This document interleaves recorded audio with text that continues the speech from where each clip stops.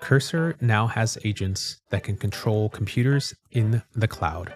And what's going to be really interesting today is we're going to go ahead and take a look at this feature because I have a multiplayer soccer game called YeeBall. And with YeeBall, what you can do is actually play a game of soccer together with friends at yeeball.com. And this is a game that I made 12 days before Christmas. And what's really cool is that it's actually using technology called SpacetimeDB. And I had never wrote a game with a backend in Rust with multiplayer stuff like that. This was literally my first attempt at doing this. And what was kind of wild is like how I was able to code this game live with everyone else. So anyone who joined in at yeeball.com, you can actually play live with me right now, real time. And we literally played around the world. We produced this game in 12 days, which was kind of a miracle all by itself. There is a new version of SpacetimeDB that we want to go ahead and update to so that we can kind of take advantage of this type of thing. There's like, I guess, some new features and I don't really know what's going on. So in this live stream, we're just going to hang out, take a look at that. We're going to take a look at Cursor's agents and how they can control their computers on the cloud. So I guess what happens here is you can actually send off a task to Cursor agents in the cloud, and the agent itself will take control of the computer and it can actually test its own code. So in today's live stream, we're basically also going to be taking a look at this and seeing if we can ship any features with this type of thing. And so this is going to be like the onboarding and us kind of going through the workflows there. And that'll be kind of that there. So this is a bunch of stuff has been going on in AI. It's been kind of crazy with all these different changes. And I thought it'd be kind of a really cool stream to hang out. I also wanted to share this tidbit from Ian because he always drops some really good nuggets. He's been using this for a long time. And he basically says that he uses this cloud agents thing and all he does is just spin off 5 at once and then basically investigate like any bug or anything that they're doing. And this is like will be native in Cursor AI where you know eventually. But basically he has this little skills file that you can actually install and set up. And this will basically, you can see how the computer is taking control of the agent. So there's a bunch of cool stuff that we're going to play in here. Just a disclaimer, I actually have like research credits from Cursor, so I can do whatever I want. You know, this is not a sponsored stream or anything. Basically, I can, you know, burn as many tokens and whatever my opinion is whatever it is. So if things break, it is what it is. And it's nice for me because I would normally pay for this stuff. But they're now providing an access and I could just pretty much YOLO as much as I want to. So come hang out. Let's go ahead and kind of do this type of thing here. And let's go ahead and take a look at this. So it says kick off agents from anywhere. So from here, having some trouble a little bit with the YouTube comments. I'm not able to see them for whatever reason. I see that there's people online, but that's kind of it. So like, I don't see any comments, but if you guys have any comments, just let them know. And then basically I should be able to drop them into this is like live stream here. So this is us here. So let's go ahead and take a look. So in order to go here, so if you just go to cursor.com/onboard, we can then set up our own agent to run in an isolated sandbox. So, hey, Ruben, how's it going? Cool. All right. I was just making sure that we were still live here. So, yo, what's going on? J35 Vibe, and appreciate that, man. I appreciate everyone who's kind of popping into the stream. Oh, that reminds me. So I need to go on X really quick as well. And this is where I need to repost the stream because it currently does not post on my X account unless I actually repost it here. So I have to go here every time. This is kind of the most annoying part of this whole thing. And then eventually I'll set up an agent to do this, but you can kind of see that. So if you do see this, whoops, you already said that. Oh, cool. So then they may have fixed this bug now. Cool. So yay. Cool. Awesome. It's already on here. Yay. Okay. This is great news. All right. So let's go ahead and set this up. So I'm going to select a repository and this one's called Kickoff Chaos. And in here, I don't think I have any environments, but there's already existing secrets. I don't know if there's any advanced settings. Let's see. Starting branch for the setup run is main. Start from an existing environment. None. Allow network access. Yes. Cool. So let's go ahead and start for free. Okay. So it says it's starting. It's going to kick off our environment. And so great. We have a video from Lee. This is cool. Lee Rob. That's awesome. Okay, so setting up the directory. So it looks like it basically kicks off a new agent in this environment. And let's go ahead and says notifications enabled. This can take 5 to 30 minutes. So it looks like it's going to create a snapshot. And it looks like up here, they have like a thing called setup. And this is, I guess, things involving the setup. And I think you can also call these things from Slack. So kick off and manage agents directly using Cursor, you know, at Cursor in Slack. That's pretty awesome. I do have this set up in my Slack, which is super convenient. So I can paste my environment keys here. Hey, what's going on, ML Brilliance? Welcome to the stream, man. We're just going to be hanging out, checking out these new Cursor agents. Also want to know how the font is for you guys. Should I up the font? Is that better? Is it worse? Is it too small? Can I make it maybe this bigger for you guys? Is that too big? I don't know. So just let me know because for me it looks okay, but I'm not sure. Hey, how's it going? Let's see. Okay, so fine setups.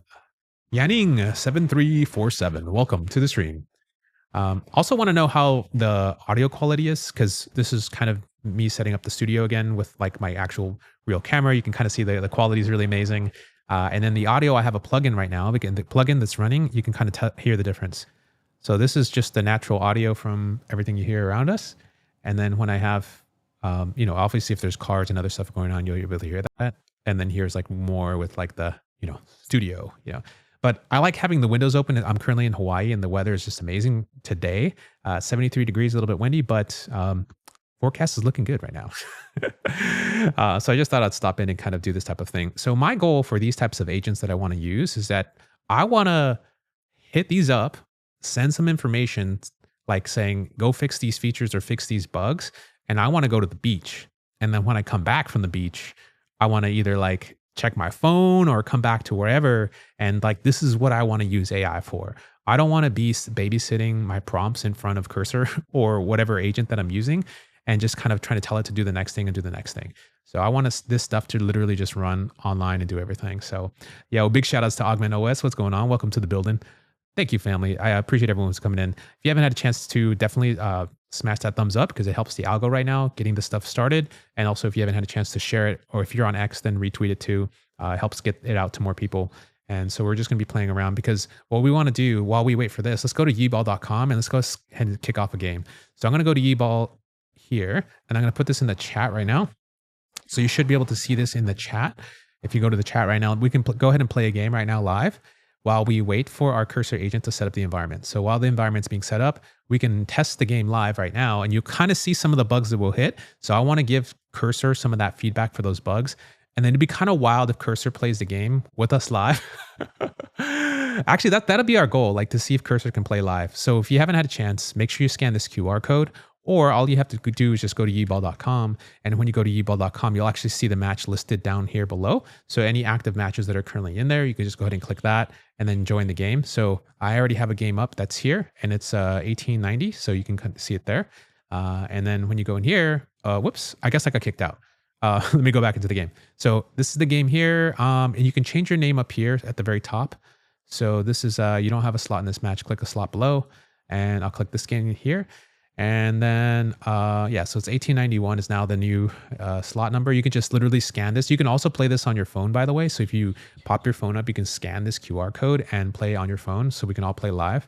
And so I can pop over to this side and yeah, so, and then you can just change your name up here. So just hit this little pencil and just change the name Ray. And then if I wanted to do it from my phone, I could do the same thing too. So as you guys get in here, you get the game. I could start Dario Altman. When I actually start the game, you can still join in later on and start the game, put the stuff in. So that'd be kind of cool. So let's go ahead and start the game right now. And then it'll say, are you ready and so forth. Start match. Make sure you're ready. And we'll go ahead and go. So in typical fashion is WASD keys and stuff like that. And then space bar to shoot. And then has a little controls here at the bottom. And so we're literally all watching each other play real time. And I probably have to fix some of the animations and stuff, but we should be able to, oh, vibing, dang. And if you hit the shift key, by the way, you get like sprinting access. So you can sprint super fast to catch up to another player. That way, if you're a little bit behind, but then you do get exhausted. See how I'm exhausted? I'm blinking red. So yeah, this was up. So this is YeeBall. Let's go, bro. Yeah, there's definitely some glitching and I need to fix some performance issues here. So there's like, I feel like my update frame, bro, I'm getting crushed right now. Yeah. So let's see if I can do this. Oh, come on, bro.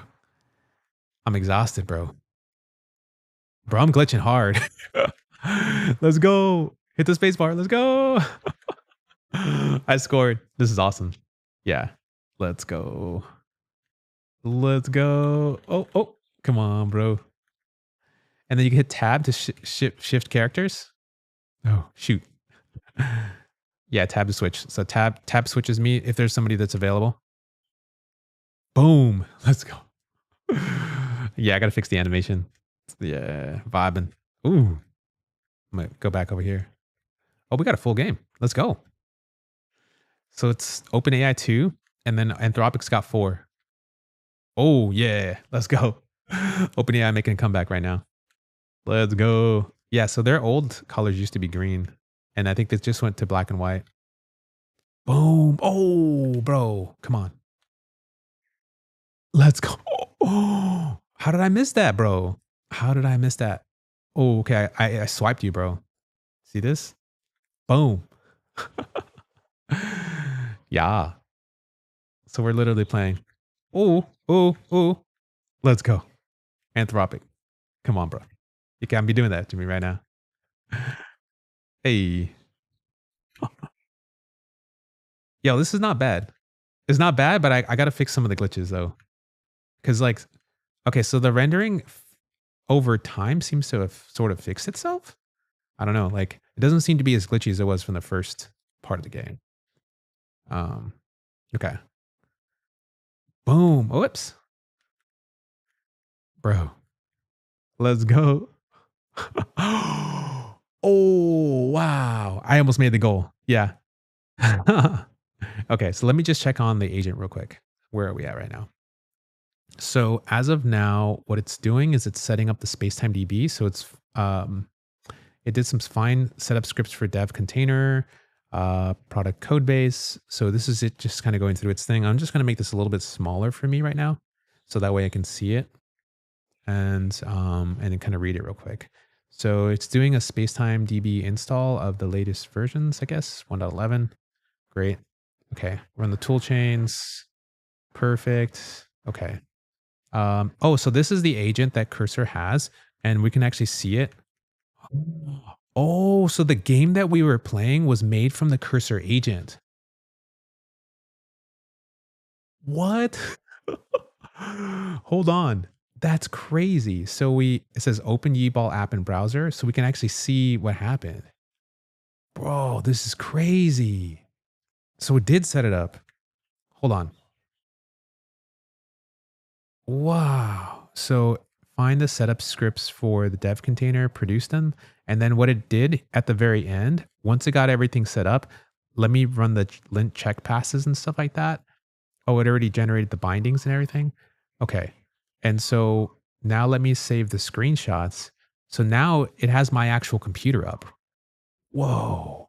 So Cursor has now set up everything here. So it's now set up the spacetime start to check the server and publish the server locally and do the local testing. Yo, this is crazy. And now it's updating the agent's MD files for the actual cloud specific integration. So what's crazy is this game that we're literally playing. Now the Cursor agent can test this in the cloud and spin up its own VM. And this is its own computer. So we can take control of this computer and say confirm. And so we can take control, enable clipboard access, accept. Okay. Okay. So we can literally just do whatever we want because this is our own computer, right? Like we can open a new tab and just go to like, x.com/Ray Fernando 1337 and we're there. That's crazy. Yo, this is fire. Okay. And this, we can even like play a game. Like if I go leave and I can go to, if there's a game that's running here, I'm in Cursor's dev environment.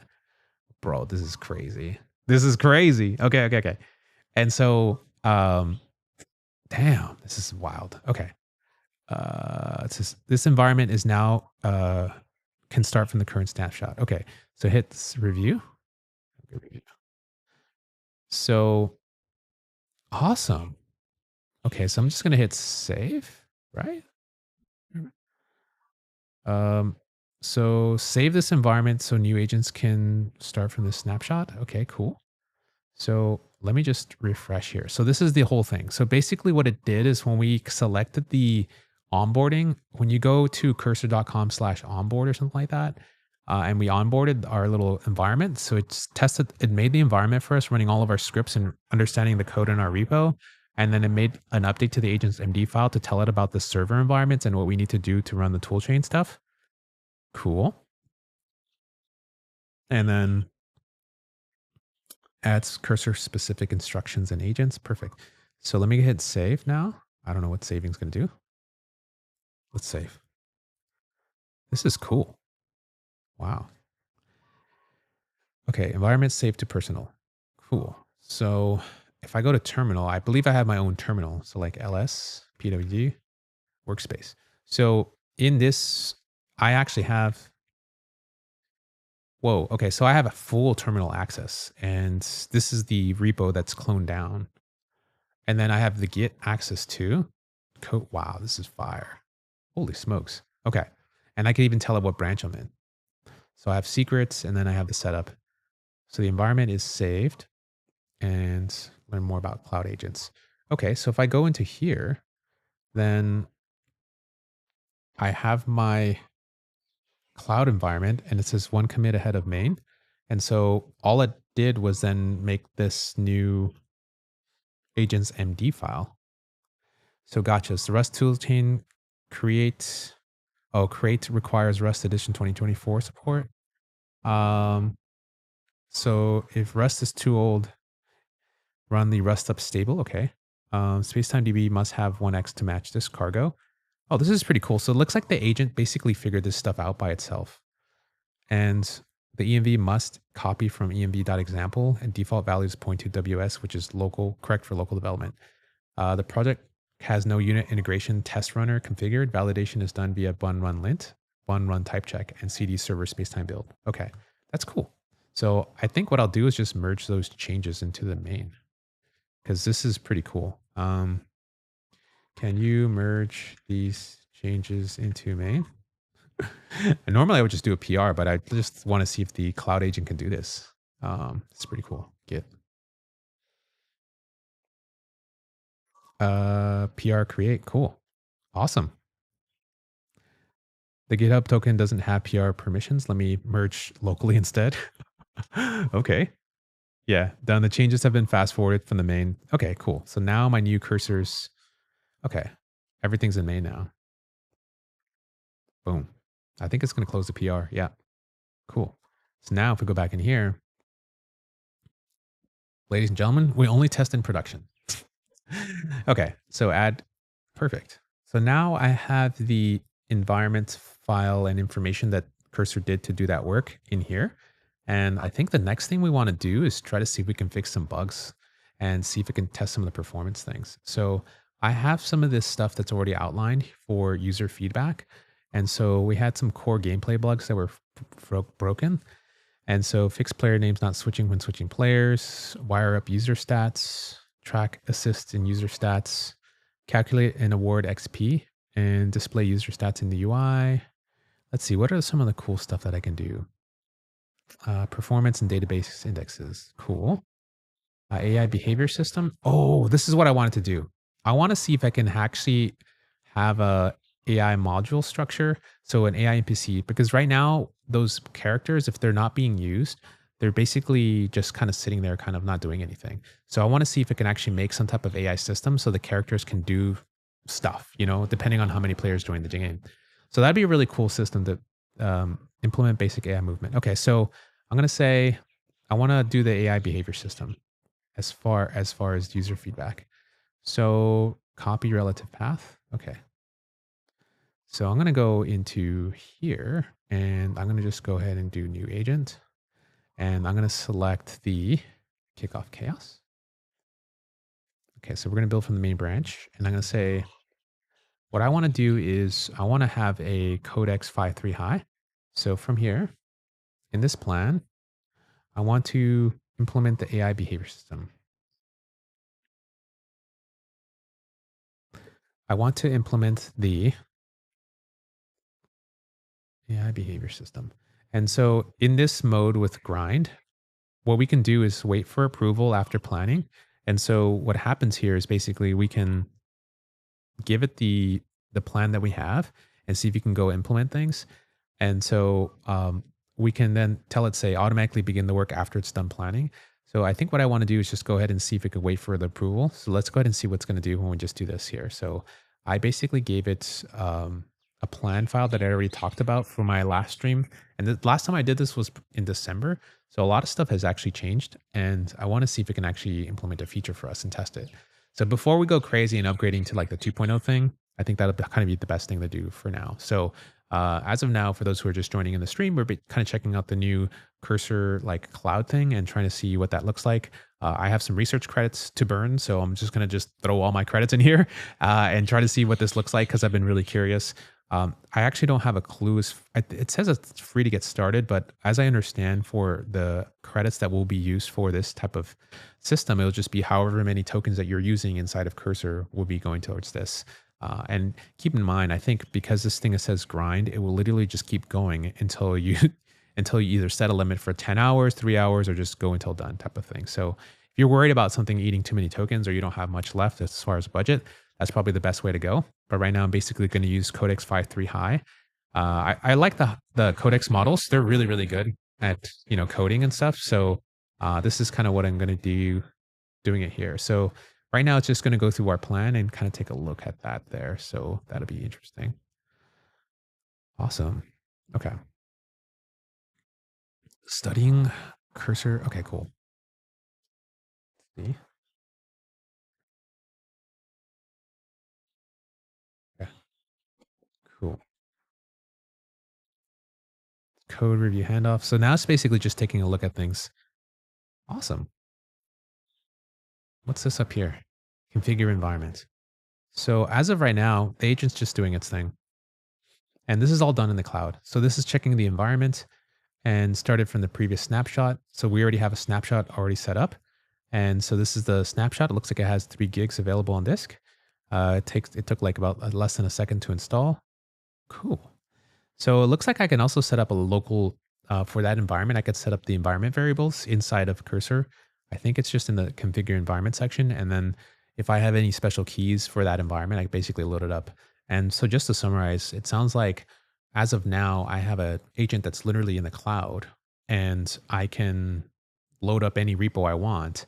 And that's what the agent's going to use to test the changes. So whenever I say I want to, test this new behavior, it should then basically within its own environment, start doing the test and controlling the browser, which is crazy.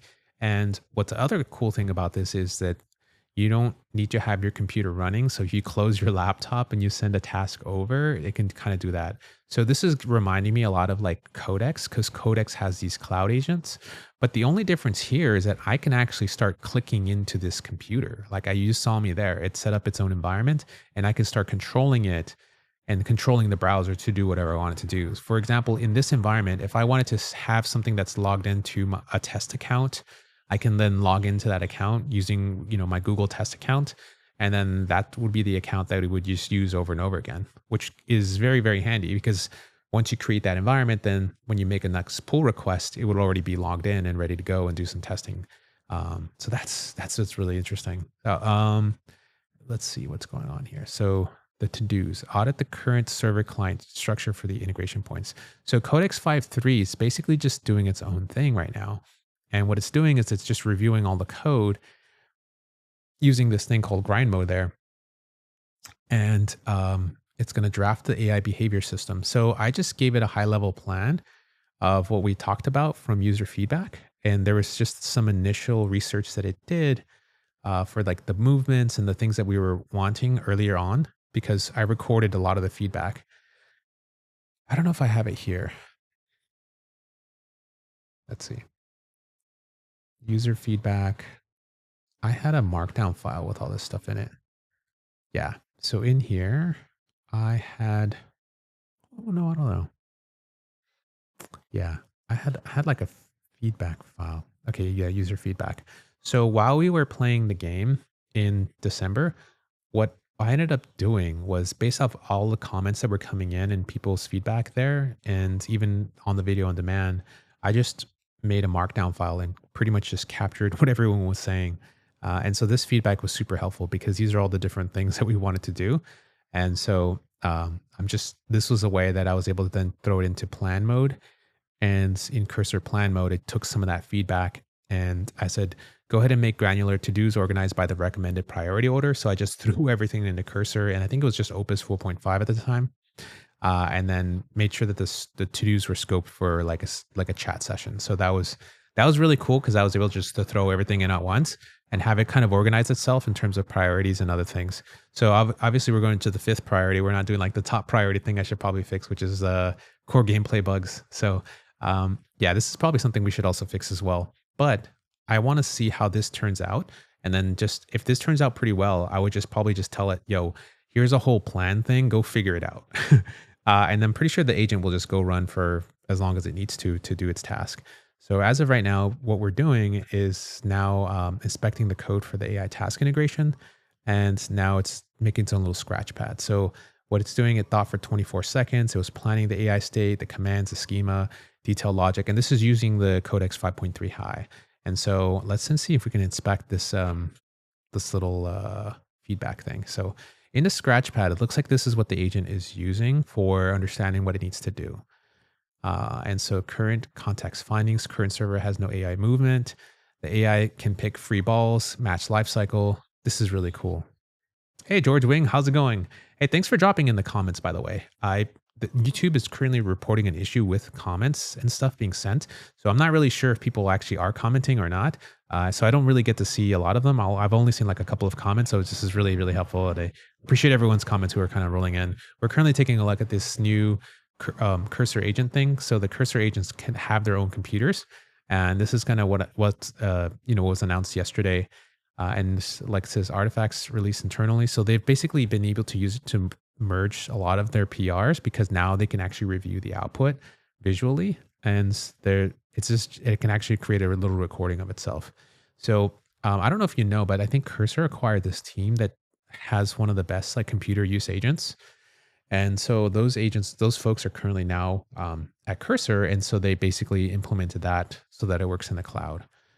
So implementing a system like this is, on your computer to record a video is one thing, but like having agents that can control and integrate back into an agentic environment is like a whole nother crazy priority. So I think anti-gravity actually had this for quite a while. Would love to hear your experience with anti-gravity too. So my only problem with anti-gravity was just the unreliableness of the model.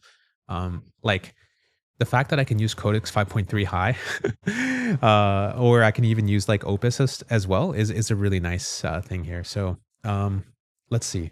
I reviewed the code base and drafted a concrete implementation plan for the AI behavior. So the proposed implementation summary says this server AI module is here. So it knows about this, an agentic AI loop. So calls the AI updates for the game ticks. NPC tactical targeting has this, the hotkeys. So add desktop keys 1 through 5 in phaser scene. Cool. And then awesome. So this is the plan. So it looks like they have Git here. We have our own little branch now for this, and we have our own desktop. So this is the desktop environment. If I expand this out, this is actually what it looks like right now. This is my own little desktop from Cursor. And then what is this here? I have no clue what this window does. Okay. So yeah, and then I have a terminal window. Cool. This is pretty cool. So the plan is here, scope assumptions, current state findings, implementation phases. Okay, so it actually broke everything down into its own implementation phases. That's amazing. Wow. Acceptance criteria. So it looks like it sets its own acceptance criteria as well. So the AI slots reposition continuously during the first half, can pursue loose balls and react to possession changes. The AI with the ball can pass and shoot, and the human controls still work unchanged. So this is crazy. So this is a pretty big feature, by the way. I'm basically going to have this agent architect this NPC feature for my soccer game. And we had the initial idea a while ago, but I didn't really implement it because it would probably take a stream or two to get everything kind of working correctly. So the promise here today is to see if I can kick this off and let it kind of keep going. And then maybe tomorrow or the next day, we can check back in and see how long is it going to take Cursor to implement this really large plan, right? Because this is like phase 1. Phase 2 is the target technical data that we have here. And then there's like a third phase, which is like client hotkeys. And then we have, plan 4, phase 4, and then there's like a testing strategy. So theoretically, Codex 5.3 high in this grind mode inside of Cursor should be able to take this entire plan and just run with it. So if I approve, it'll start the execution. One quick preference check before I begin. For hotkeys 1 through 5, do you want them to represent tactical presets or per shot demands? So what I want to do is I want to read about these hotkeys and figure out what that's going on. So um, y- add tactical command support via reducer for the game client. Um, so this keeps the server authoritative. So I want to figure out what the hotkeys actually are. So um, let's see. I don't think I got to understand what the hotkeys do. Let's see. Client hotkeys. Okay, so add keyboard listeners, emit listen for NPC, find control player. Okay. Pressing sends technical commands without breaking the movement. Okay. I don't think we need hotkeys. I think it's just based off of the players. So if one player is playing, then the unused players should just be NPCs. And so we shouldn't necessarily need hotkeys to control the other ones, right? Okay. That's good. It was a whole bunch of word mess, but we're figuring this out here on the fly. Yeah. And so once we nail down this plan, I should just be able to hand it off and everything should be cool. That's cool. That's awesome.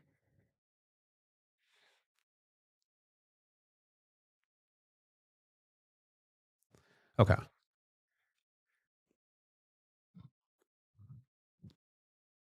Cool. So it looks like you could even give it some screenshots. And this looks like it's created something. So cool. Now it's editing the plan. Awesome. And all of this is happening on the cloud, by the way. This is cursor.com.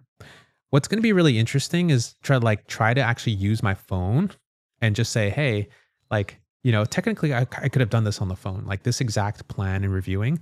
And I'll show you what this looks like right now on the phone. So this is what the phone view is. And it's kind of crazy that like this is what it would look like if you're on the go. So you could just hit chat, plan, and diff. And so I can literally go back here into like a different chat and then go back into the thing and go in here. So I could just click this guy and here I am into it. So here it is. It's doing everything. Let me refresh the page. So I have this here. Um, oh, I know why.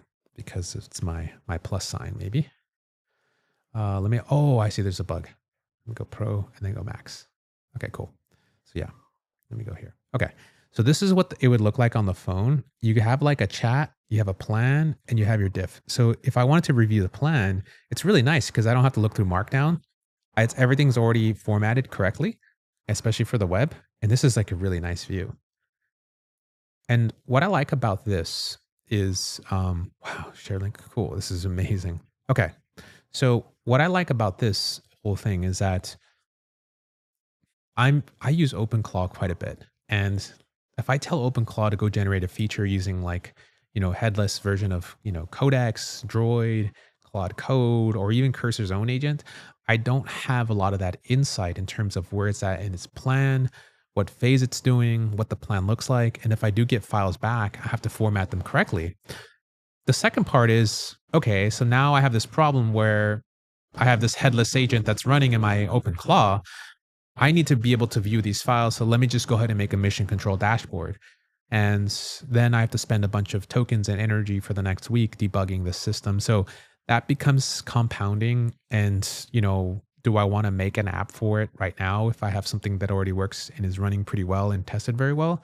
Is kind of like the interesting part for me is here. So um, I find stuff like this very, very useful and very interesting.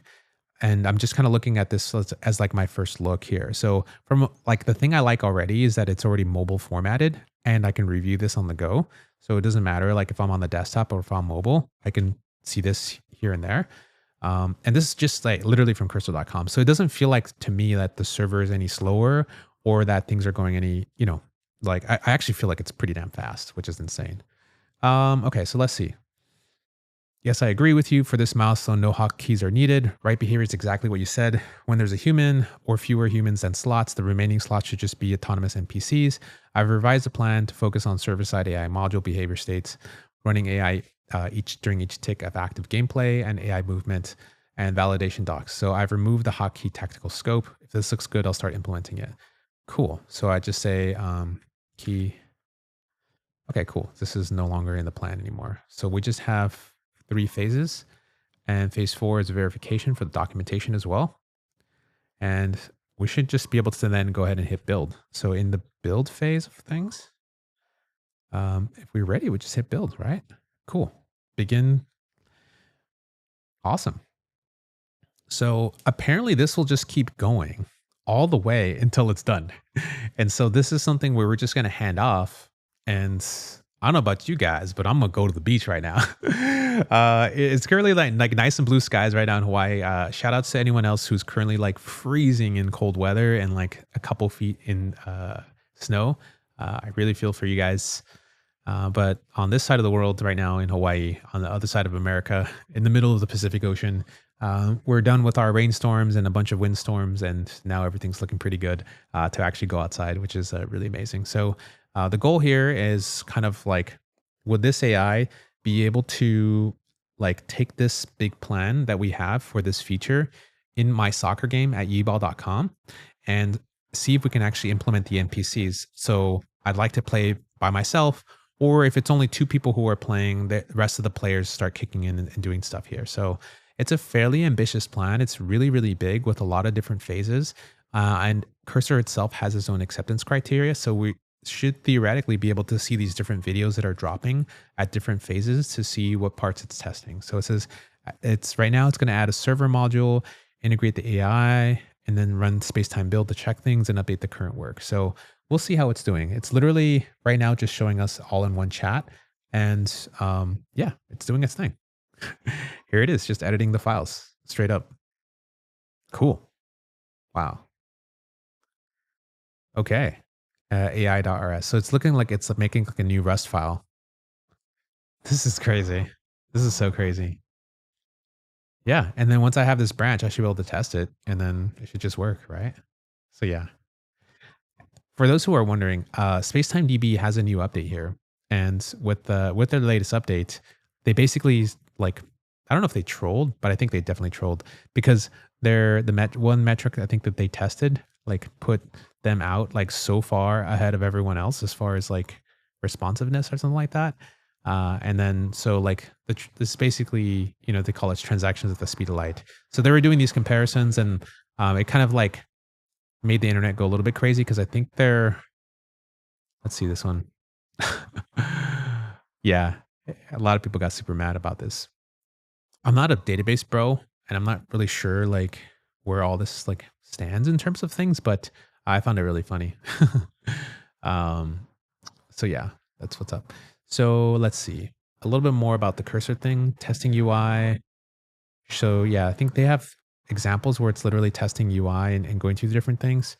So what's next? We're building a future towards self-driving code bases where agents merge PRs, manage rollouts, and monitor production. So we'll go from a world where developers use agents to create diffs to one where agents ship tested features end to end.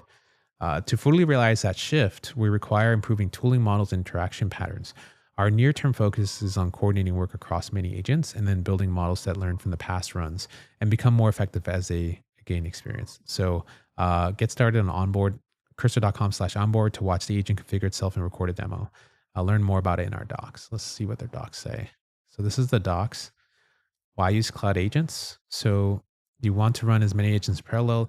They do not require your local machine to be connected to the internet because they have access to their own virtual machine. And okay. So in order to access, go to cursor.com/agents. On the desktop, just select the cloud dropdown. And then on GitHub, use @cursor. That's cool. So it looks like every Cursor cloud run is going to have access to this type of thing. Okay. Okay. Awesome. Cool. So the cloud agents were formerly called background agents. Okay. That makes more sense now. All right. So where are we with this thing? Cool. It's running the build right now, spacetime build. And it's probably finding issues. Could not compile YeeBall server due to 2 errors. So then now it's fixing those errors. That's awesome. Damn. Oh, so now it's doing some validation. Whoa. I want to see this computer. Let's see. I'm really curious. So this is live. We're literally watching it live right now. This is crazy. So can I go like this? Yeah. So you're testing. So what is it doing right now? Scoping manual end-to-end testing approach. So look like it's just basically you're testing a local game on Workspace. So it's going to test the game. Let's see.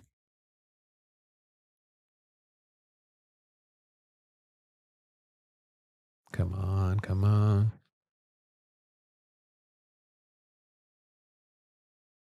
Okay. Oh, so it's actually running the game right now. I just see some spew here. Generate bindings. Okay. Successfully finished. And now it's going to run the server on port 3001. And then it's going to sleep for 8 seconds and then try to check to see if there's something that's coming back. And then it's probably going to launch the browser. And what we're watching right now is the actual desktop right now live.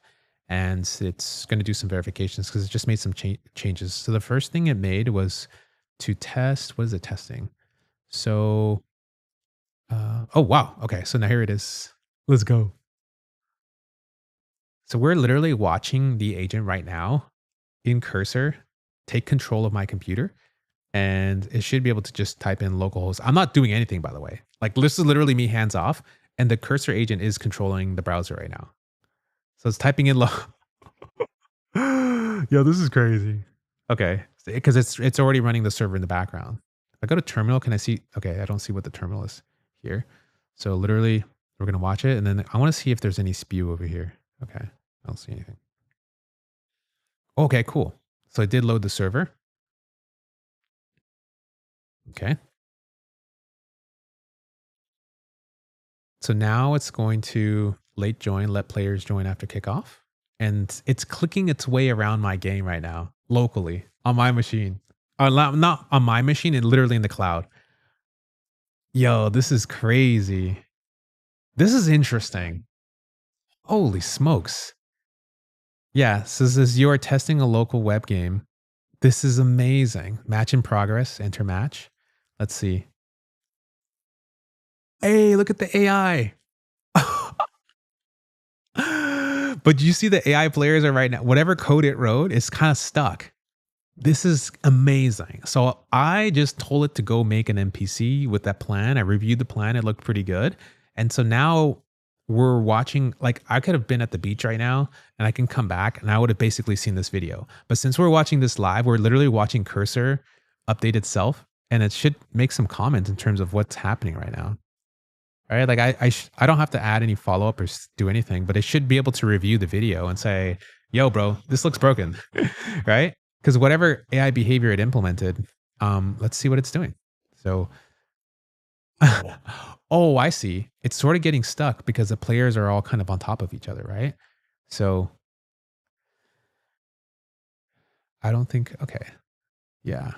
So proceed with the plan. And then our plan here is that the first phase was just to um, basically make the behavior state machine and integrate the AI loop for the simulation and progress check. So that's wild. So let's see. Okay. So as of now, it's literally testing this live. That's crazy. And so I don't know at what point the agent's going to like give up on this task and figure out that something isn't working, but we'll see. I don't know. Wow. Yeah. This is cool. This is kind of wild. I'm not going to lie. Okay, so the player is moving. Did you see the player move up? Whoa. So player is the current cursor agent that's logged in or that has its own cloud environment right now. And then the AIs that are spinning around up there are that there. And so, okay. So what's happening here? Okay, so it is taking a look at the logs right here. I'm just taking a look at this output. I would love to see what this output is and what the agent is thinking. Because right now I can't really see what the agent. Whoa, what's going on over here, bro? Okay, this is. Yo, this is weird. It basically just gets into a loop, right?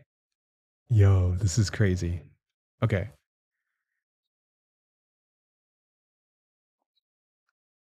Whoa. Yo, this is crazy. So like the players are all fighting for the ball right now. This AI is crazy. So like everyone's just literally there, just kind of hopping over the ball, trying to steal it. It may actually fix some of the code for the way that my ball has to interact too. This is wild. This is really interesting. Huh. I don't think I've ever seen a video game or actually like see a cursor agent like play a video game like this. Like literally a multiplayer video game live. This is crazy. Huh. Whoa. Okay. So it's got like 40 seconds. So while this is going, and kind of doing its testing. I'm gonna be monitoring here, but what we're watching right now is basically Cursor is controlling a computer remotely, and this is the computer that's on its website on cursor.com. And so it executed my plan to implement like an NPC behavior into my game because I currently don't have that, and I have like a full terminal access, so I could just see here PS aux. I can see all the processes that are currently running on this machine, and this is like literally in the cloud. So I can take control of this and do whatever. And what's amazing about this, I guess, is the fact that like this is also technically available on mobile. So if you're on mobile, you can see what's going on. I don't think I can control or see the screen on mobile because when I click it here, it doesn't show up. And I think that's probably a feature because maybe the screen for mobile controls is not really all set up correctly. So yeah, something we want to try again. So I think that's kind of what's happening right here. So if I click this, it probably doesn't allow me to do it on mobile, but it probably does allow me to do it on desktop. Yeah. So now that the game finished, let's see what's happening now with the agents. So I'm gonna refresh here. Okay, so this is gonna plan the next moves. I'm really curious because this ran for 7 minutes and 21 seconds. Like, what is the agent gonna do next, right? So like theoretically, I would have just been on the beach right now, just kind of hanging out, watching the waves and kind of hanging out. And I would probably just come back to this run and kind of see what happened. And as far as like what the agent's doing, it's going to plan the next moves here just based off of this first run here. So it's now updating the code for the AI system. And I don't get any feedback in terms of what it fixed and why, but we probably will at the very end. Planning AI shot pass fix. So the AI release offset. So it's adding some things here. What else did it do? Okay. So interesting. It adds its own logs so that it can review them while in this state. That's pretty cool. So now it's going to build and basically start a new subagent to retest the AI ball actions. This is crazy. Okay, that's cool. So yeah, it's going to kick off its own thing. Okay. So that's Cursor self-driving code bases. So this is interesting that you can just give it some instructions or some type of feature that you want to ship, and we'll let it do its thing here. So this feature for the AI NPC is quite big, and I'm going to kind of let it do its thing here. But I think this is a really interesting take, and I kind of want to get your feedback on this because I see two different worlds that are evolving because I've been AI coding since the very beginning. And the worlds that I see are code and language. And like, code is a language technically. Whenever you write code, you as a human can read it. But what does this world look like when agents write code, and use our human language, right? To kind of interface with things. And we as humans are the ones who are actually reviewing the work. And a lot of people right now, like from what I see, is like I think there's two different worlds that are diverging right now. One is that we have these agents who can write software and make apps and literally start testing and doing stuff live for us on our behalf. I didn't write any of this NPC code at all, and it's actually reviewing and iterating on itself. Is it the way that I would normally do code? Probably not. I mean, I don't even know Rust, but like for me to kind of do this whole thing will take a very long time to figure out, right? And by the time I get really good at it, I may not be able to, to ship the features in the way that I want them. But now look at this. Like this is the second iteration, and like the AI is now figuring out like what's going on and what it needs to update, right? And like how it should pass and do things. And what's weird about this is like I'm letting the AI update itself as it goes. And so I guess where I'm trying to go is like Cursor tests its own codes. This is a generic test and application AI rather than something that's specified to learn to play games or something. No, it's using the model to test the code. And I really don't know, like I'm using Codex 5.3, right? So this is Codex 5.3 high, and the Cursor agent is the harness that's driving the interaction between the computer use stuff that it's doing, like the computer that it's loaded up on a VM, to like taking screenshots of the game. They're probably using Playwright or something that's on that server. But then they also have to create the logs and have all these instructions to kind of chain all these things together, right? And it's spun off a sub agent to do some of these tasks, like, monitor the game and do stuff like this. So I don't, it is technically testing its own code and it has an idea, and these agents are able to create this code for it. Um, I kind of find it wild that it's literally just, playing a game for me. But this is my game, right? Like this is the game that I made, and it's like improving the code by itself. Like because I am here watching it, I'm not even interacting or telling it to do anything. I'm just letting it do its own thing. And this is true if you, I mean, you can technically do this, locally and stuff, but the whole thing is it just like running on the cloud. So that's what's up. Yeah, YouTube chat is not working right now. I see like 0 chats right now. It sucks because like I've not seen any chats at all. The only chat I have is from George, and then I actually have the physical chat pulled up. By the way, I have I have a thing that says that so like this is all I see in the chat right now. And so like the last chat is from George. Like literally, there's nothing else. So like, and then on YouTube's system they said that their live chat isn't really working. So it sucks because every other platform the chat is working, which is nice. And so I don't know if like people's messages that they're sending are coming through or not, because it says that the chat rate is really low. It says warning, stream's current bit rate is kind of lower than expected. Because these are the stats that I have. Open Studio, yeah. So it's like it's so there's definitely something going on. Hey, how's it going? Cool. Yeah, I think they may have fixed it already, so I don't really know. Yeah. So we'll see. Yeah. This is wild. Yeah. Okay. So retest AI ball actions. So the same local tweaks. So retest the same local game after recent AI tweaks. Validates specifically whether AI now performs shot, pass and shot actions. Okay, cool. So this is going to be doing its test there. Awesome. Okay. So that's this guy. So yeah.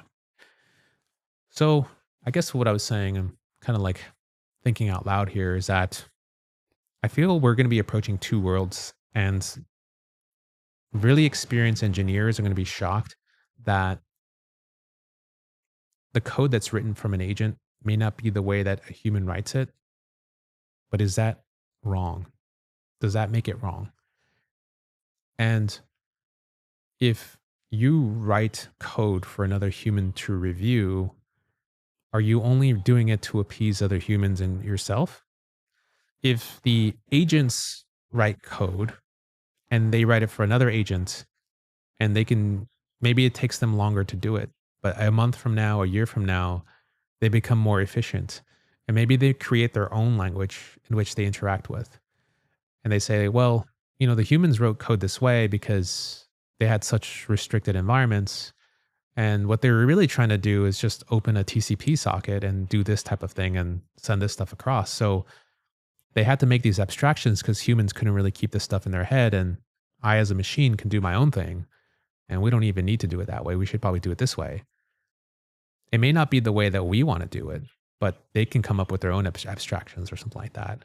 And I think this is kind of a really like hypothetical situation. And this is not actually the way that the agents currently work right now in order to make those like novel discoveries to rewrite things. But I'm seeing small hints of that with this new Opus 4.6 model and with the new GPT 5.3 Codex model.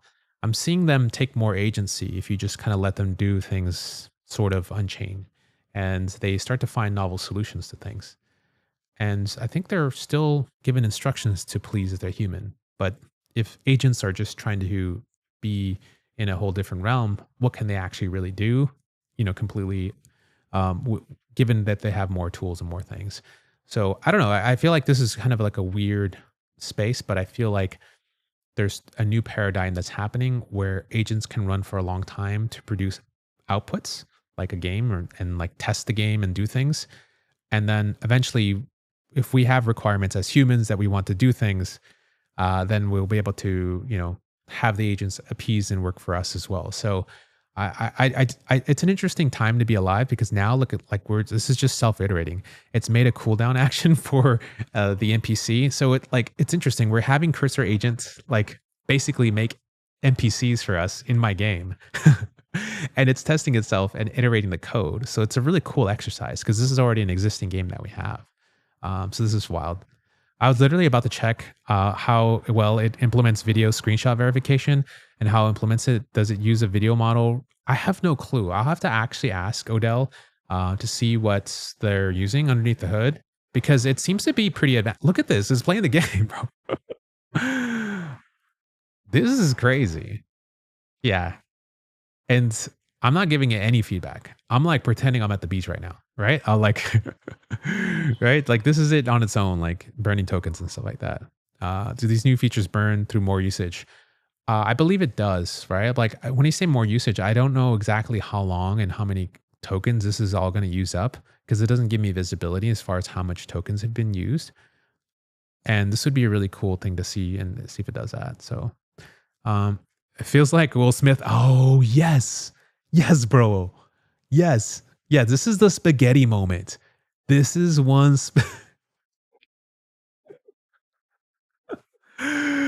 Bro. Yeah. If those who aren't familiar, Will Smith eating pasta AI. This is the moment, bro. Is your brain ready for this whiplash? This glitchy mess was peak AI Will Smith eating spaghetti back in 2023. Wild, huh? Not brace yourself because only 2 years have passed. This is so crazy. The jump in quality is vital. Like this is so crazy. This is kind of where we're at right now. What do you guys think? Do you think we're in this moment right now? I mean, I believe this is this the spaghetti moment for curse like the actual computer use agents are like we're at that moment where I mean this is way better than the computer use agents I saw 6 months ago, right? Like they would still make mistakes and stuff. The fact that like Cursor is watching my game and taking screenshots and like rewriting the code for my NPC and trying to like do that iteratively without me even giving it any feedback, that's pretty wild. I don't want to sound like a doomer, but agents coding for agents sounds like a recipe for Terminators.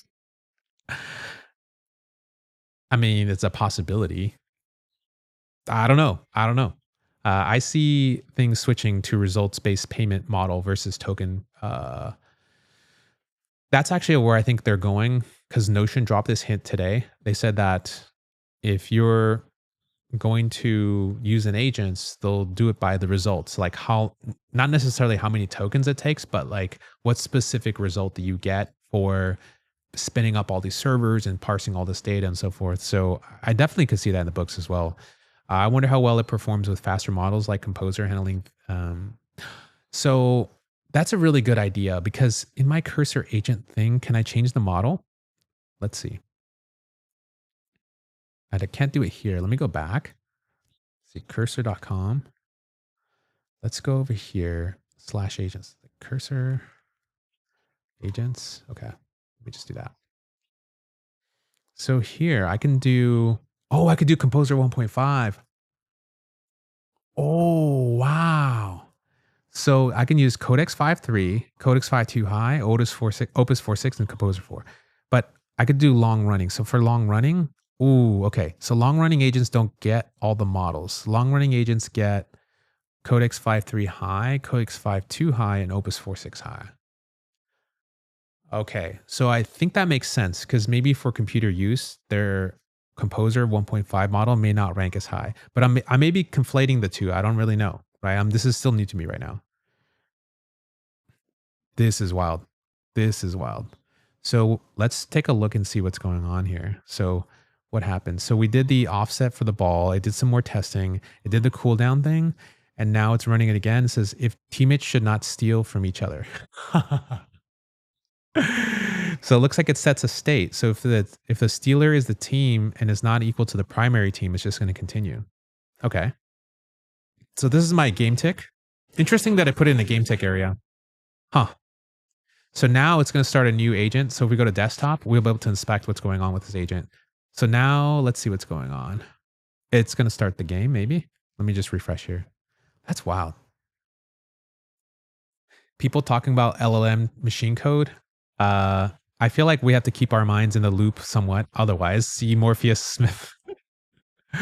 Facts, man. Facts. So much facts. Okay, so this is the agent playing my game right now or what's going on?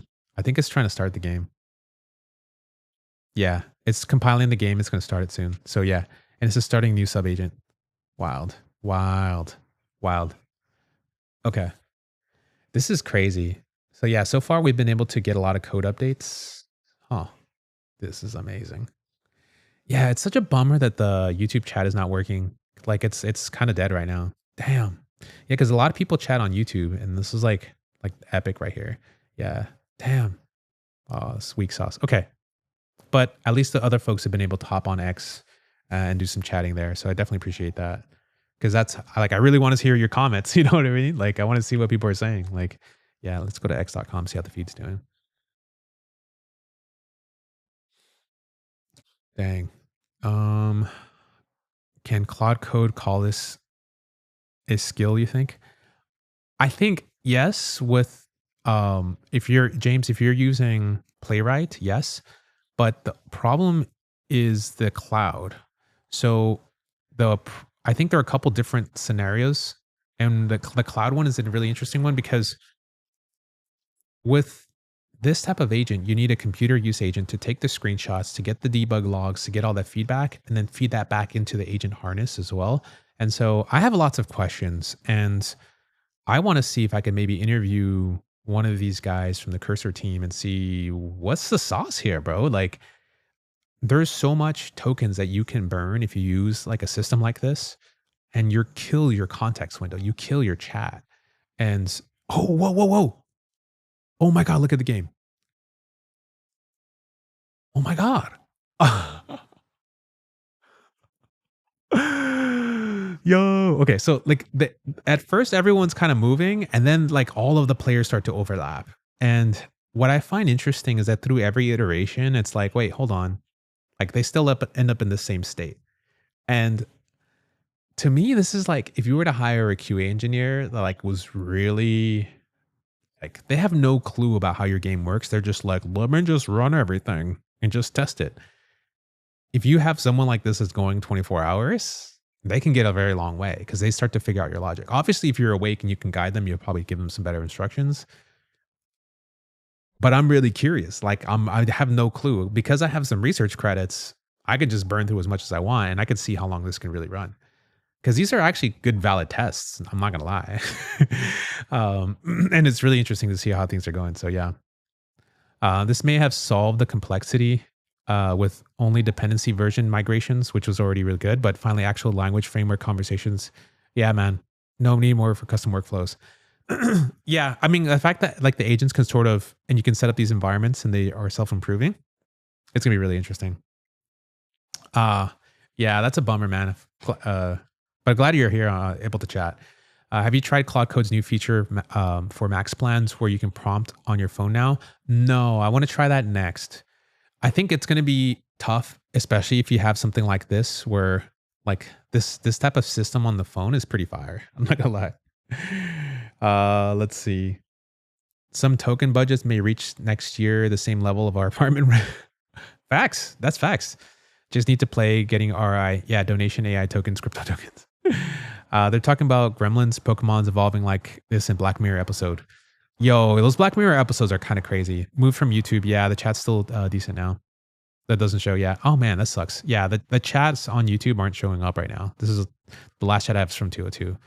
It sucks that it's down because there's a lot of interaction there before. So let's see what the cursor agent is doing right now. I'm really curious now. So cursor says it's been working for like 30 minutes. So the execution results are here. What does it say? So implemented, it added these different things. It did a validation run. And I think it's reading its scratchpad and trying to figure out what the next moves are.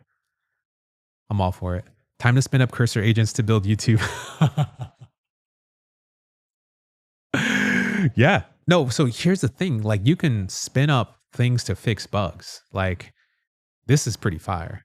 So yeah, I have some bugs. Okay, so here, like another thing, if you get customer feedback, you can literally just get their feedback. Plus, like if you have the Sentry logs and a whole bunch of other stuff, the feedback loop is crazy. So now you have something that can visually go in and verify, plus like the feedback loop. So I think that's going to be the power of some of these frameworks. So I don't have a logging framework like Sentry or these other ones that can literally take the logs and feed them back into your app. And with something like that, Cursor will just grab them, grab the UI, and be like, okay, these two error logs that I put in, this is what the user is saying. I was able to verify that the user error does exist, and I was able to reproduce it myself. Here's the fix, and I verified that the fix works, and it didn't cause any other regressions. How crazy is that, right? So then for me as a tester, I want to create my own file that literally just will be a high level testing overview so that Cursor can grab that in the future. And I think that's what I'm going to do next. It's going to be like, here are some test plans that I want you to run. So for my soccer game, I want you to start a new match. You should be able to start a new match, change your name, go to this player, hit ready, and you should see the countdown. The countdown should go from 5 all the way to 0 and then finish. And when it starts the game, we should see the game load and you as a player should start to maneuver. Like that's a good test, right? But I would probably just put this as one like big paragraph and say, hey, Opus 4.6, I want you to help me make a test plan. It just has to be written in text so that an agent can kind of go through and make sure that these scenarios are currently running. So these are like my P1 scenarios. And when I say P1, these are like the first priority. If these don't work, then the game cannot ship, right? Like if you introduce a regression here, then we cannot make that change. We have to fix everything until everything's kind of fixed. So like that's the way you want to think about your app. It's like, what are the changes that are so important that like if it breaks the app, everything's broken, right? So if you have a sign-in button, you should be able to sign in. If you have a payments thing, you should be able to take payments. If you have a thing that does transcription, it should be able to transcribe, right? Those basic workflows. For me, the character should be able to, like, after the game gets started, it should be able to go kick the ball, go ahead and pass to someone. It should also be able to kick the soccer ball. And those are the test passes that you want to run at least once per build, right? Like, like those are the things that you want to organize. And then the other things that maybe you want to do is like after you have a group of changes, maybe for a PR, what are some of those tests that you want to run or start kicking off concurrently, right? So after like a couple of changes, maybe you run a bigger test suite that will do like, NPC lookups and some other things that can take, because some of these tests, like right now we're still running, that took half an hour. So that's 29 minutes and it did all this testing and we have like a basic AI tick system. And what I want to go ahead and do is just kind of follow up saying, these changes look great. I do see the AI work, but when I let the NPCs go, what ends up happening is that all the players start to overlap and just start to stick on top of the ball.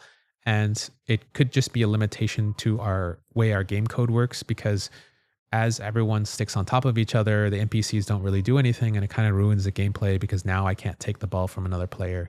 So we'll have to do some testing around that workflow because the NPCs will naturally want to stick to each other.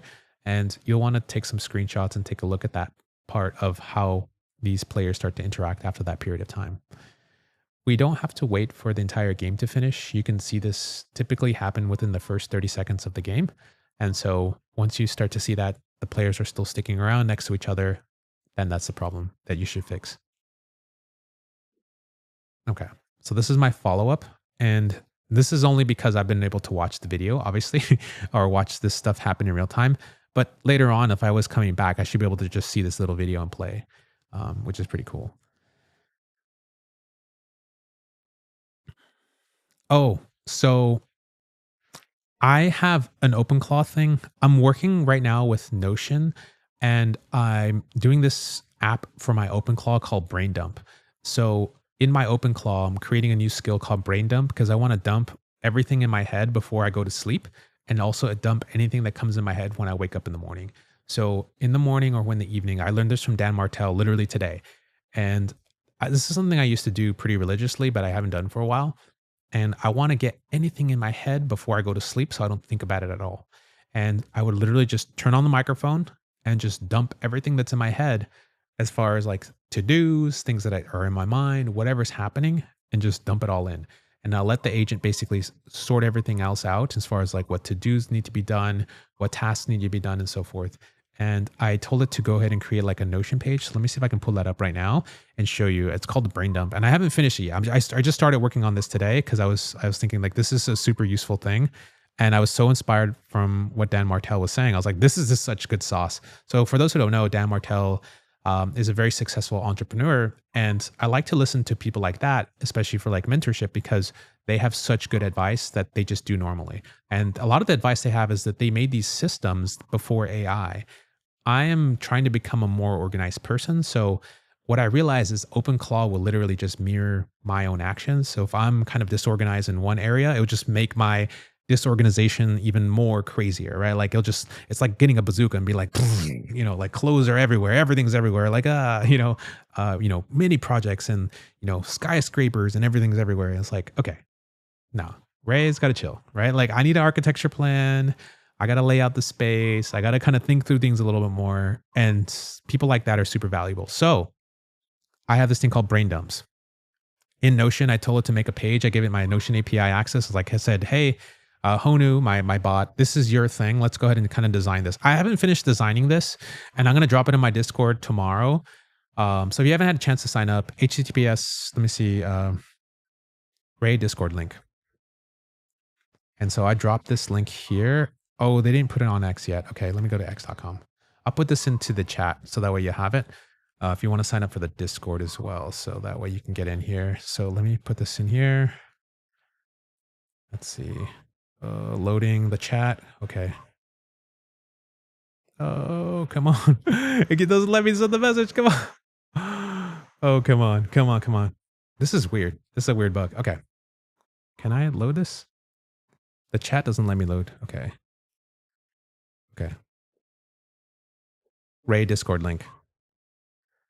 Okay, there you go. Cool. So you should be able to click that link or copy it or whatever and join the Discord. So so what I do is I have it do a brain dump of everything. This is like dictated from Telegram verbatim of everything that's been on my mind and kind of what's going on. And then the Honu, like basically my bot will extract everything out for what's been happening in my like brain dump. And I have it do this thing called open loops. So this will literally categorize to-dos and everything from my brain dump and dump them in here as like to-do items, and also put them in categories and when they were added and so forth. And then it will also attach a priority by itself based off everything that I'm and my goals and my ambitions. And so what's nice about this is like these are things like I still need to do today that I need to get back to. And what I liked about Notion is I don't have to vibe code this whole workflow. And it's like Notion already has a great app to do these things. And just giving it API access will allow my actual OpenClaw agent to dump stuff into here. And so I'm going to turn this into a database by itself. This is just one example of a brain dump. And so this is going to allow it to have like keep track of all of my different tasks and things in here, because I already have things, but I found things to be a little bit too much. And with Notion, it's already a really good app. It's on my phone. It can be saved offline and I can review them for any time, but I'm going to make a dedicated view in Notion so that way I have like my views there. So the goal here is just to keep dumping everything every night and every morning, so no longer sticks in my head. And then I get to focus on like, what are the two most important things I need to work on today to get stuff done? And if there's anything that's urgent that I shouldn't have looked at that I was supposed to from yesterday, please let me know that I should work on that first thing in the morning. So that way things don't really stick around. And I'm trying to become a better manager. So by doing that, one of the tips is to delegate more. So all those things should be delegated to someone eventually, right? So I'm still kind of new to this. And this is going to help me saying, well, this urgent to do has been on my list for a week. And this is probably something I probably could have hired someone to do. I could have paid them $100 and that would have saved me $1,000, right? So that's kind of the types of things I want to start seeing now visually. And that's part of like my brain dump thing. I have not yet made a skill for this. And this is something that I'm still developing with my OpenClaw. And so I'm using Notion as basically the UI and also as sort of like the database to hold all these things, because I don't necessarily need this to be in the memory system forever, and if I do, Notion has a great search. I don't necessarily need to do that. I am building my own agentic memory and search and stuff. I basically have another YouTube video on that on my live streams, and I'm building it out with my Spark. And that's kind of the one that has a lot of my chat history. I'm going to import my Slack messages. I'm going to import emails. And that's going to be like the larger data processing tasks that I have for that.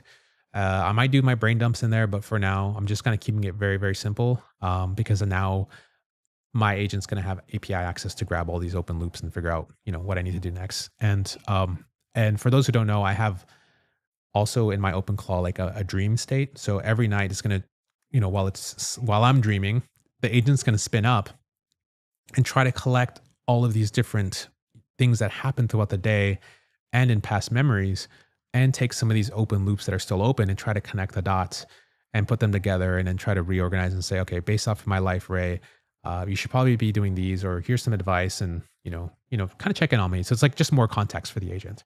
And so that's kind of where I'm kind of taking this, if you know what I mean. So yeah, that's what's up.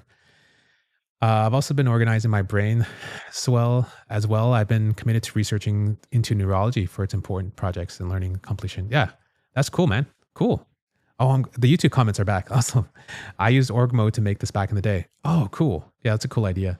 For the second brain, I recommend use a router for different buckets. Yeah. Okay. But yeah, so, and also, yeah, Notion dropped the new AI agents. So I'm also very curious about that too. So there's a couple different threads I'm pulling on here, and I haven't really fully announced it. But since you guys are checking in, I love the comments, because this is something that I want to get into in my next video. So I think I'll do that next. Yeah. What sort of things do you find the Spark useful for? Right now, I'm trying to learn how to make my own agent, like how RAG, vector search, re-ranking. I've seen these systems. They charge $400 to $500 a month for using stuff that's like literally grabbing all of my chats and everything from all these different places. And I want to learn how to build this, because if I can learn how to build it myself, then maybe I can also deploy my own systems and work with businesses as well and offer that as a service. Those are very high value add to businesses, especially like lawyers, especially people who are doing lots of research and they don't want that stuff leaving, like family law, family business.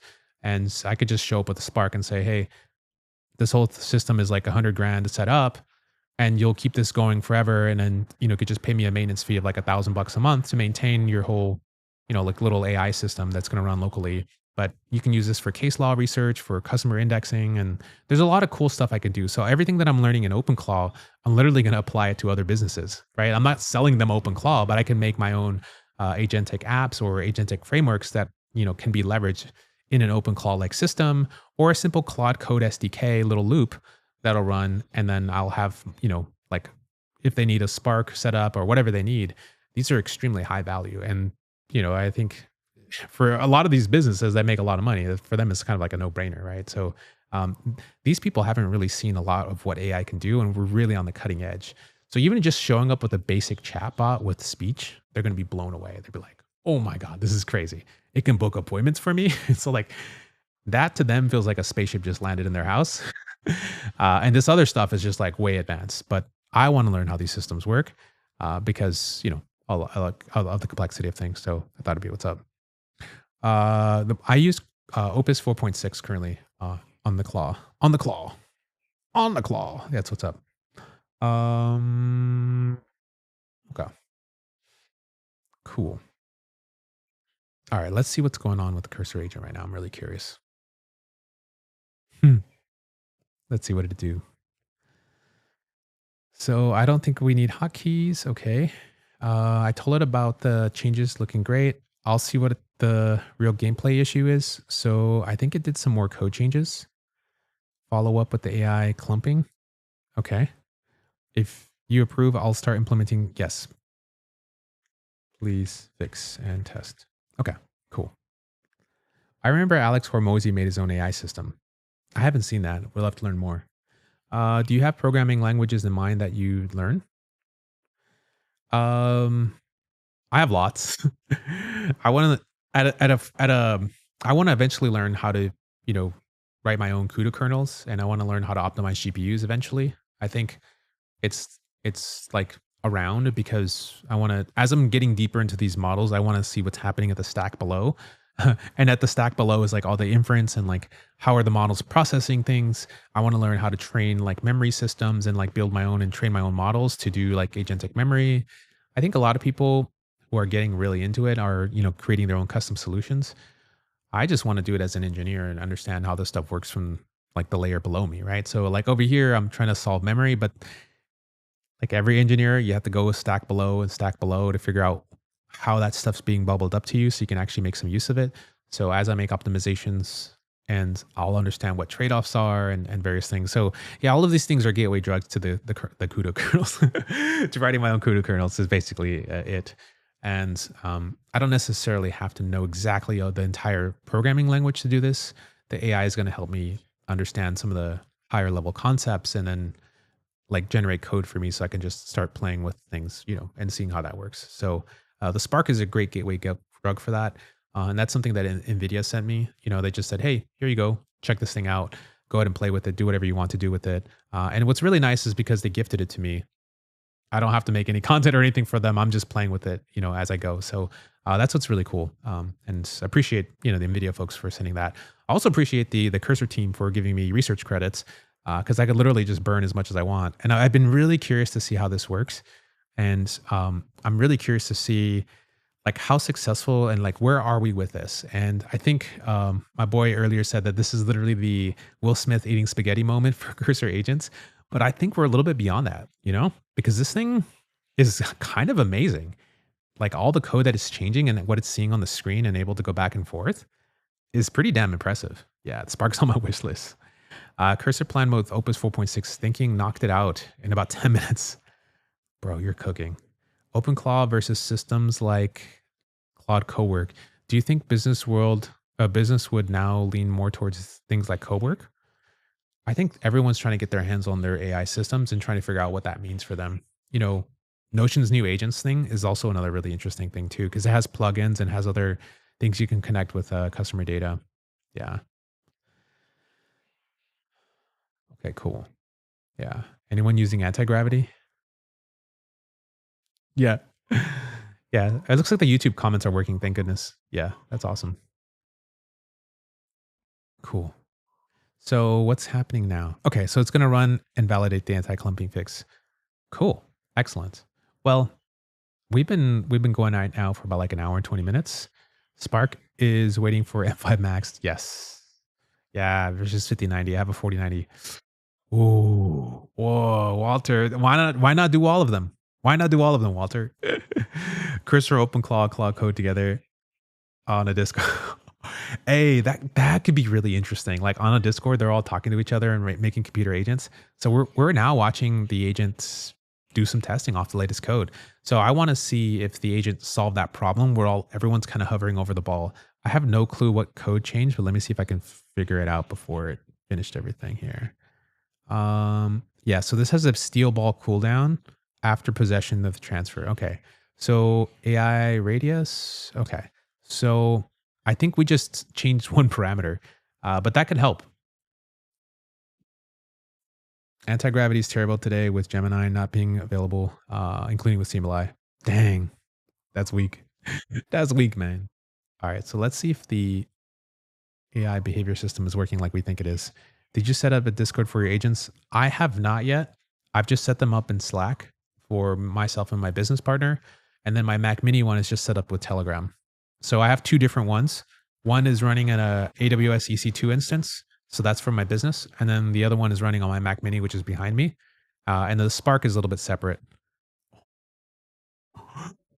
Look at how the AI players are kind of tweaking out. Yeah.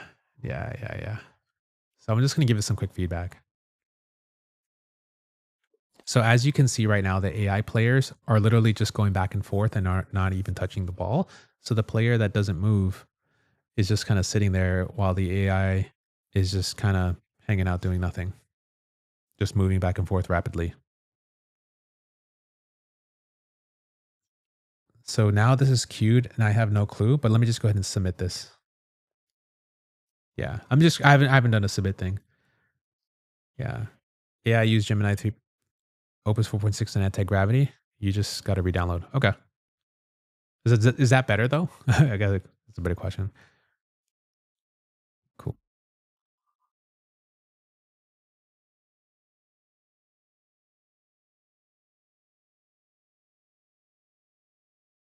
Okay.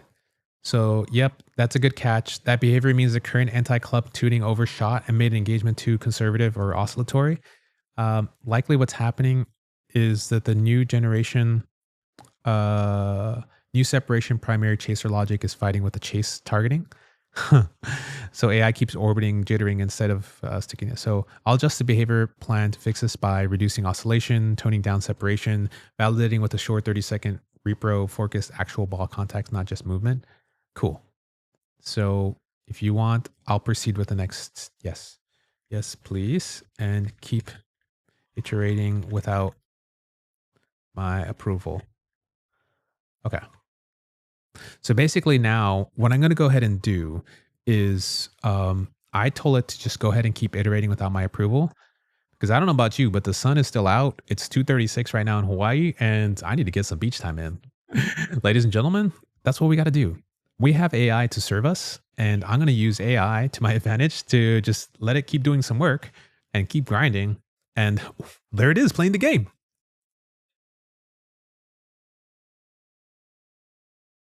What? Bruh, bruh. Yo, this is crazy. Yo, we're almost there. So, like, I think I gave enough push to the cursor agent to kind of like let it keep going and to kind of keep fixing itself.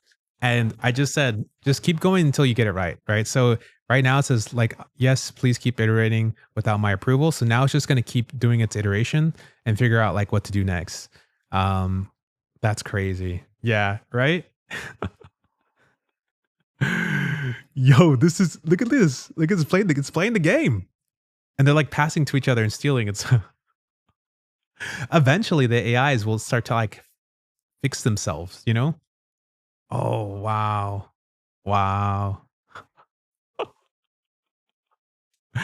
This is kind of wild.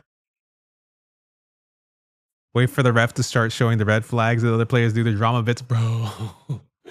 Yeah, like I come back and like they have like Ronaldo and like these characters like start acting and stuff like that. And like so here it is, like updating the separation weight. It's like literally writing Rust for me while I'm like, I'm about to go to the beach right now. I, this is crazy. So we're watching the cursor compute agent on the cloud update the code, make new changes, and look at this. It's like controlling the computer, and it's making the file. It's rebuilding, and then going to republish this thing. And so that way we'll get this runtime validation. Validate AI's no sticking behavior. Yeah, and it stopped the server. Yo, aloha. How's it going, tech friend? So we're literally watching the agent control the computer, update the code, check the screenshots, do everything, and rebuild and republish the app and kind of play the soccer game with us, which is kind of wild. And so I'm getting ready to go and hit the beach right now. Now that we have like some nice sunny weather and the clouds are looking amazing out there. And hopefully I'll come back later on. We'll see how long the cursor agent will keep going.